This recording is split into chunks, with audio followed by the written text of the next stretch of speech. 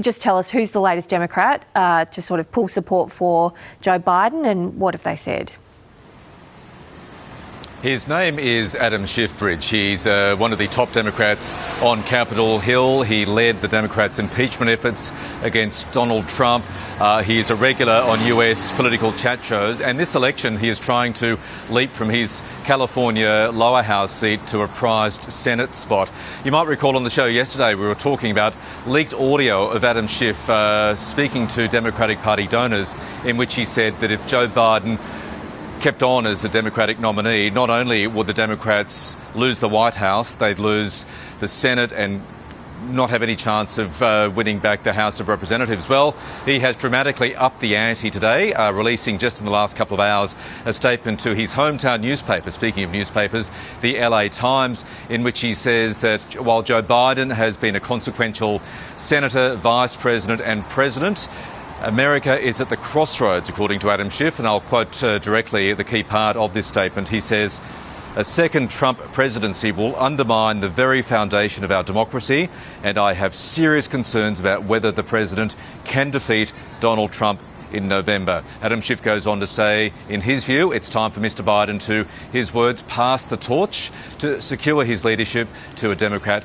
who could beat Joe Biden in November. And just finally, interestingly, Adam Schiff is a long-time protege of former House Speaker Nancy Pelosi, and I don't think there is any universe in which Adam Schiff would not have at the very least consulted Nancy Pelosi about this statement. So just a very interesting move and a signal that after the lull in the wake of the attempted assassination of Donald Trump, the pressure on Joe Biden is certainly building again and building quickly. Yeah, it certainly is with those significant comments. And Michael, Joe Biden's also left himself a little bit of a way out. What comments has he made that might indicate that he's really assessing his future?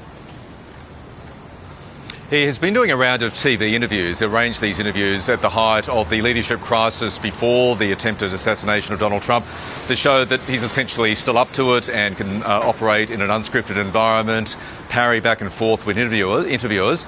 He sat down with BET News, and the interviewer asked him, were there any circumstances at all in which he would reconsider his decision to stay in the race? And here's his answer. If I had some medical condition that emerged, if the doctors came to me and said, you got this problem, that problem. Look, when I originally ran, you may remember it, I said I was going to be a transitional candidate. And I thought that I'd be able to move from this, just pass it on to someone else. But I didn't anticipate things getting so divided. The only thing age brings is a little bit of wisdom. And I think I've demonstrated that I know how to get things done for the country, in spite of the fact that we were told we couldn't get it done. But there's more to do, and I'm reluctant to walk away from that.